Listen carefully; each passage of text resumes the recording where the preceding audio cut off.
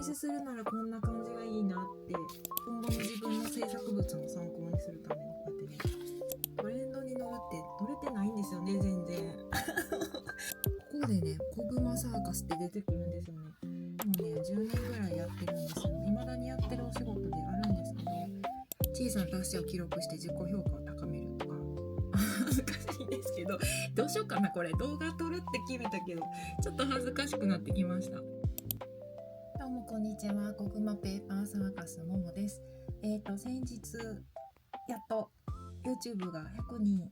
登録者さん伸ばしました。ありがとうございます。すごくねまだYouTube のチャンネルとしてはちっちゃいんですけど、やっと一つの目標100人目をちょっと達成したところで、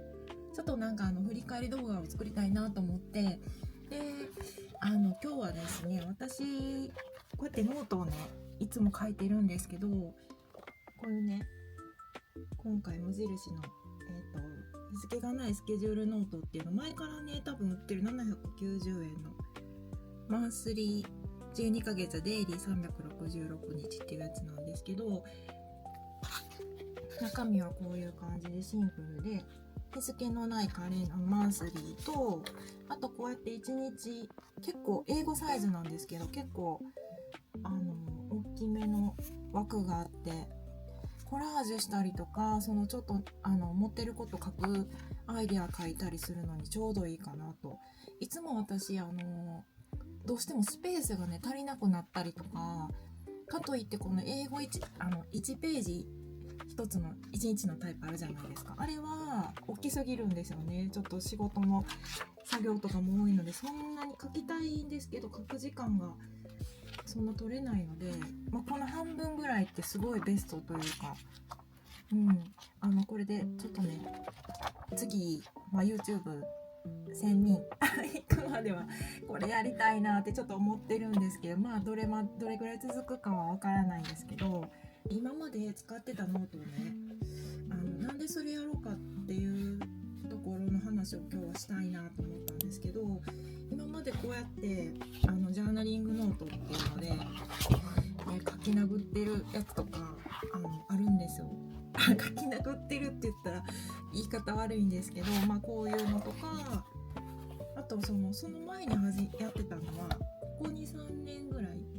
やってたのがこういうねこれも無印のねノートなんですけど、ちょっとデコってるだけで無印のノート5ミリ方眼っていうやつで100円120円か100円か忘れたんですけど、30ページぐらいのやつでこれをね愛用してるんですけど、この2年ぐらい普段のスケジュール帳とは別にこれはアイデアノートとしてちょっと私が使ってるもので、これもねやっていくアイデアノートとしては続けていくんですけど、これと日々のちょっとデコレーションとか楽しかったこととか、自分の仕事の成長記録みたいなのはこっちで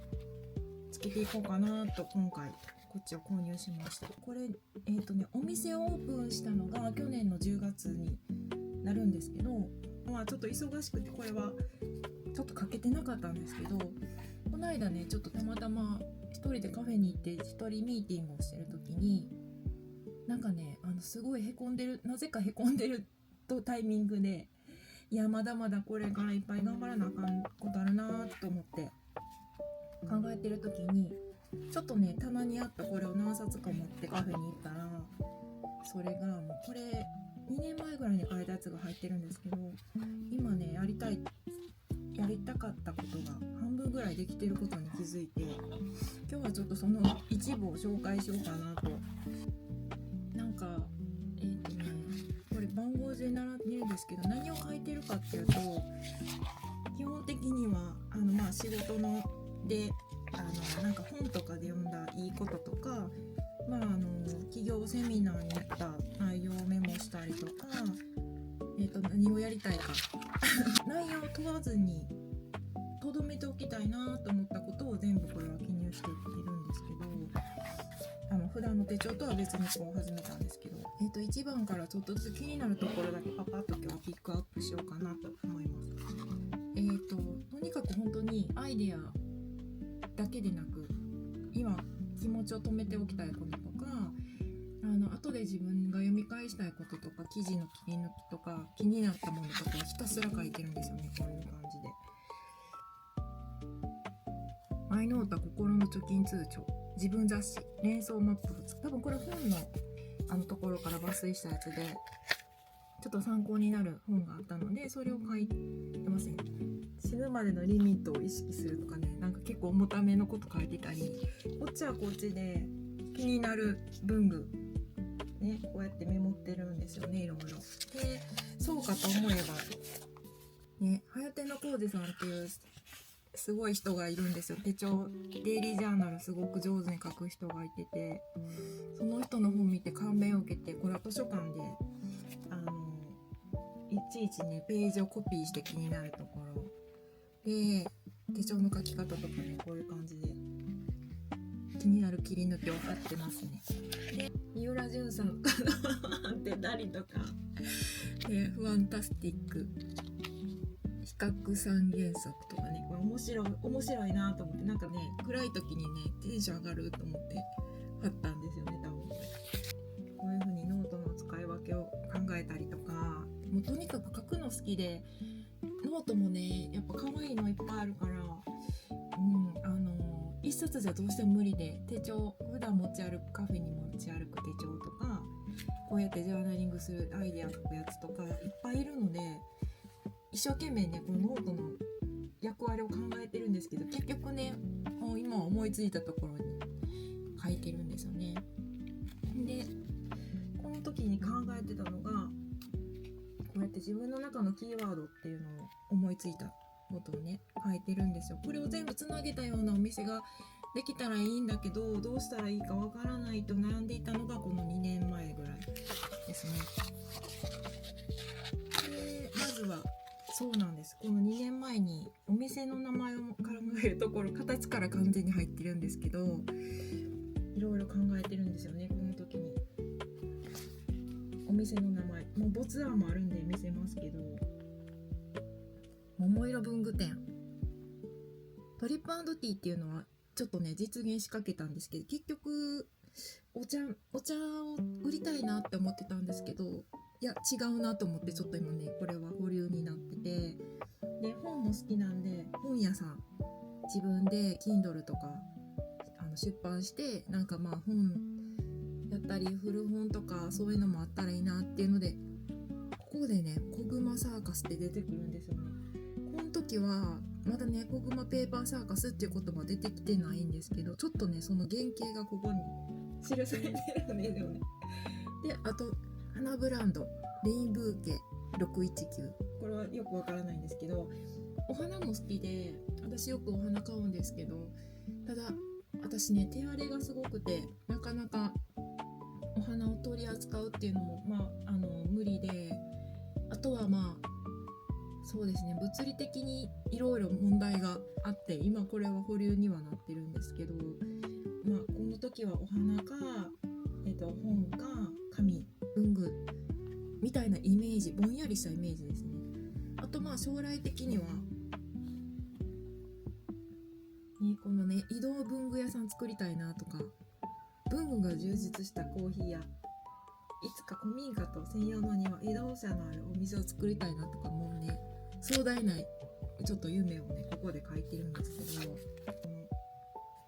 展開する順ですね。どうやって売っていけばいいのか、もう一から全部作ることになるんで、デザインのホームページは、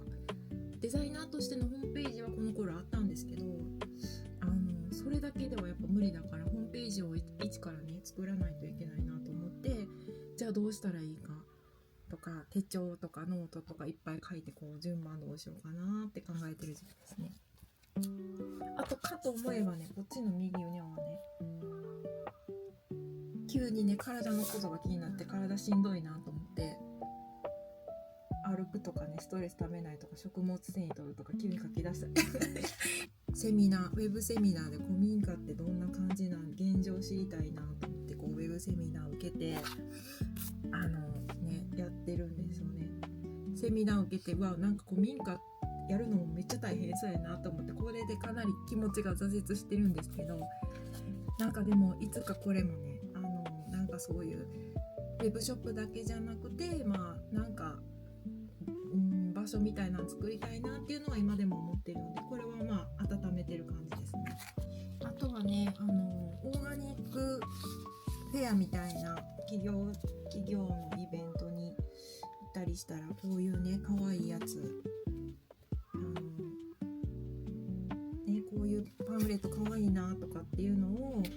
気になったらとにかく貼って今後の自分の制作物の参考にするためにこうやってね常にアイデアをストックしてます。なんかよくお客様にどうやったらアイデア浮かぶのって聞かれることがあるんですけど、日々こういうね雑なスクラップブッキングをしてることによってなんかこうなんとなく頭の中にいろんなアイデアがストックできてるのかなとか思ってます。でこれをね貼るだけじゃなくて、なんで可愛いと思ったかっていうのをねこうやってメモしたりとか、後で何かねこれが役に立つ時がたまに来るんですよね。これ海外のインスタグラムの人の写真なんですけど、めっちゃ可愛くて、お見せするならこんな感じがいいなって今思ってます。これはねもうだいぶ実現は先になるかもしれないですけど、私がお店をやるならこういう感じになると思ってください。勝手にねどんだけお金かかるねんって話なんか一軒家でねこう花がいっぱいあってみたいな物語が始まりそうなお店、こんなお店すごく理想で、いつかできたらいいなと動画に残しておきます。次2冊目いきますね。でこの時は手帳のアンバサダーを企業さんのやつをやってたので、どういうノートを作ったらいいかな、手帳どんな風にしたらいいかなって考えたりとか、あとは、文具を作るにあたってやっぱりこう、ね、参考になる作家さんの紙質とかネクタイさんの可愛いなとか貼って実際に買い物して考えたりとか、この時は商品も作ってないしお店もね全くない状態ですね。2年前なので。で、まだこういう手帳の書き方を上手い人のやつをこうやって貼ったりとか、図書館によく行ってる時期だったので、もう片っ端から手帳の可愛い参考になるものをどんどんこうやって貼って、でこれ3冊目なんですけど、これ11月ぐらいですね。だからまだ2年前の11月ぐらいに、ウェブショップをやるかというので、さあどうしよう、作り方わからんっていうので、こういうふうに、ね、ベースウェブショップ作るものをまとめる YouTube 解説したいとか書いてるんですけど、これ2024年なんで、解説したの2025年の、7月8月なんで1年かかってるんですよね、ここからまた。なので思うのがやっぱりその自分のやりたいことを実現するっていうのはすごく労力がいるし、0から1にするっていう時がやっぱ一番しんどいんですけど、こうやって振り返ってみてできてるなって思うと、自信になるし、最初の0から1は大変だけど始めてしまえばなんとかなるのかなと思ってますね。まあね、続けるのも大変やし、やめるのも簡単なんですけど、これもねいっぱいこう書いてるんですけど、できてないやつもいっぱいあるし、インスタグラム最低でも週に5回毎日投稿なんて未だにできてないです。これは無理なんですよね。苦手やから、インスタがどうしても苦手で、ね、投稿のタイミングとかね決めてるんですけど、一個もできてないんですよね。制作も忙しいし、でね、もうこの時はインスタグラム自体も私未だになんですけど、活用というか機能がどんなものがあるかとかも分かってないし、難しいんですよね、もう今の流行りの SNS は。だからまず嫌いだったので、インスタグラムが自分の作品を見せるのも怖かったし、なんかねもうみんなすごいキラキラしてるからできたらやりたくなかったんだけど、でもインスタグラムを始めないとお客さんには出会えないなと思って、なんとかね始めて、今はやっとちょっとずつ慣れてきたかなともう見てくださいこれ。トレンドに乗るって乗れてないんですよね全然恥ずかしいですよね。インスタ運用代行に依頼するレベルにもまだなってないし、まだまだですねこれは。そうやってこういろいろ考えながら急にこういう本の切り抜き、これはどこの本の切り抜きかわからないんですけど、あなたの人生にある素晴らしいもの、あなたの人生には今考えている以上に素晴らしいものがたくさんあります。自分にとっては当たり前にあると感じているものなので、そのことに気がつかないのです。例えば健康はその一つでしょう。健康というのは亡くなって初めてその存在に気づく資産です。今もしも体のどこにも痛みがないとしたら、それはとても幸せなことです。病気がちな人なら痛みがないことに対して感謝するでしょうが、健康な人たちは痛みがないことに気づきもしないのです。だからわざわざ自分の手帳に健康が欲しいと書かないわけです。こういうのもね、当たり前のことなんですけど、やっぱりこれは忘れがちなこととか、本をね、もうお店を始めるにあたって本がすごい多かったので、ちょっとお部屋をスペースを空けるために処分するのに、こうやって大好きだった本のね切り抜きとか、こういうのは一部を残して処分するようにし始めてましたね。で、最初お店のロゴとかもねこうやって考えてるんですけどね、今全然違うんですけど、サーカスのクマのなんかにしたいなみたいなね、こういうのを考えて2人にしようかなとかね、こういうのも全部ただギンガムでね、このクマがなんかこうハサミでなんか切ってるのとか可愛いなとか、こういうのをね考え始めた時期がちょうど秋ぐらいですかね。あれ、いつの間にお店の名前を決めたのかな、ちょっとわからないですけど、見落としてますね。どっかに書いてるんだろうけど、ちょっとね長くなってますけど、そうですね、何が言いたいかというと、こ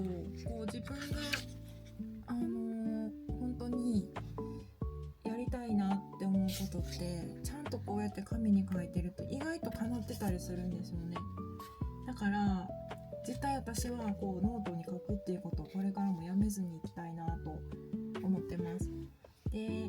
別にねそれで叶えてなくてもいいし、全然違う方向に行っててもいいと思うんですけど、やっぱりこう後でね見返した時にすごい自分に力をくれるノートになるので、もしなんかこう何書いたらいいかわからんっていう人がいたら、ぜひぜひ深く考えて、私もこんな感じでね空いてたりとかめっちゃあるんですよね。で、綺麗になんて全くね、よくほらインスタグラムに出てくる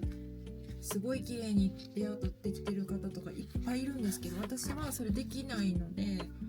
ほんまにこうね殴り書きで残してるんではですけど、でも後で自分で見てわかるから、これは絶対にいいなと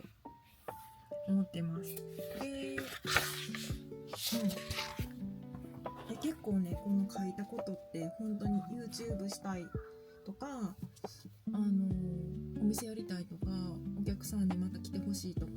一回来てくれたお客さんがねまた来てほしいとか、知らないお客さん来てもらえるようになりたいとかね、全部叶ってるんですよね。だから私はもう本当にこれからこのジャーナリングというか、このノートにマイノートに残すっていうのは絶対ずっと続けたいですね。で、こっちのねちょっと大きなノートは何かも自分でね、そうなんですよ、コンセプトをね考えて、お店のコンセプトを考えてるノートで、コグマペーパーサーカスっていう名前を決めたんですよね、この冬ぐらいに。で、なんかねこういうイメージだな、これ全然関係ないネットの拾い画なんですけど、なんかこうワクワクしてて賑やかでちょっとレトロでみたいな、そういうのをやりたいなとそういう感じでは考えてます。で、最初にこうやってコンセプト、ね、文章を考えてるんですけど、ペーパーシール、お供の文具とか書いてるんですけど、こんなん作れんのかなって思いながら書いてたのが、ね、こんなに種類作れんのかって思いながらこう文章を作ってみたんですけど、今ね、大体できてるということが嬉しいですね。そう、最初はちょっとね、もう少しこう自然寄りのお店が良かったんですよね。手仕事の温かみを感じるナチュラルおしゃれな雑貨屋さん、地球の素材や季節を取り入れた自然を感じられる空間って書いてたんですけど、ただその自然素材のを扱うっていうのはすごいね難しいし、保存も大変だし、うちはやっぱ猫もいるのでちょっとこれは今は、できないなと思って紙物を先に取り扱っていこうかなと思いました。で、そうですね、あとはこれはね何がっていうわけじゃないんですけど、とにかく可愛いと感じたものを貼ったりとかね、もういっぱい世の中に可愛いものってあるし、なんかね全部一個ずつ形にしたいんですけど、そうですね、今後まだまだねネタ帳に書いてることがいっぱいあるので、やっていきたいなと思っています。これはお客様の仕事でやったデザインなんですけど、こういうのをもともと書いてて、これを、お客様の仕事じゃなく自分のお店で売りたいなと、こういうイラストを使いたいなと思って今に至るんですけど、これもね10年ぐらいやってるんですよ。未だにやってるお仕事であるんですけど、やっぱりお客様の仕事はお客様の希望を聞いて作ってるので、こう子供ペーパーサーカスで自分の好きな、イラスト描いて商品にできてるっていうのはまたそれはそれでやりがいを感じてますね。でもいろんな方がいなかったらこれはできてないので、お客様に感謝しながら自分の今のやりたいことをやってるという感じですね。で、話はちょっとね長くなったんですけど、次回からはこれを使って商品もねお店の商品もねだいぶ増えてきたんで、ちょっとお店の商品とかこういうねマスキングテープ作ったりもしたんで、なんかこうなんとかあと使いながらシールもね、この間作ったシールとかも使ってデコしながら、なんかそういうショートもね上げていこうかなと思ってます。やっぱりお店ではあるんですけど、私コラージュとか書くこともすごい好きなので、もっとねワクワクするコンテンツをこう YouTube が100人を超えてきたので、次はもっとたくさんの人に見てもらえるようにそして自分も楽しく記録が残せるようなチャンネルにしていきたいなと思ってます。ということで今日かなりねながらしゃべりというかダラダラっと喋ってるんですけど、これは登録してくれた方中心には向けて喋ってるので、これからもぜひぜひチャンネル見ていただけると嬉しいです。なのでもしよかったらこの同じようなノートね無印で買ってもらって一緒にこんなん書いたよとかこんな風に使ってるよみたいな話もできていったら面白いのかなと思ってるので、興味ができた方はこれまた購入してみてください。ということで次回は、これを実際にデコレーションした動画を作りたいと思いますので、ぜひぜひチャンネル登録とかして見ていただけたら嬉しいです。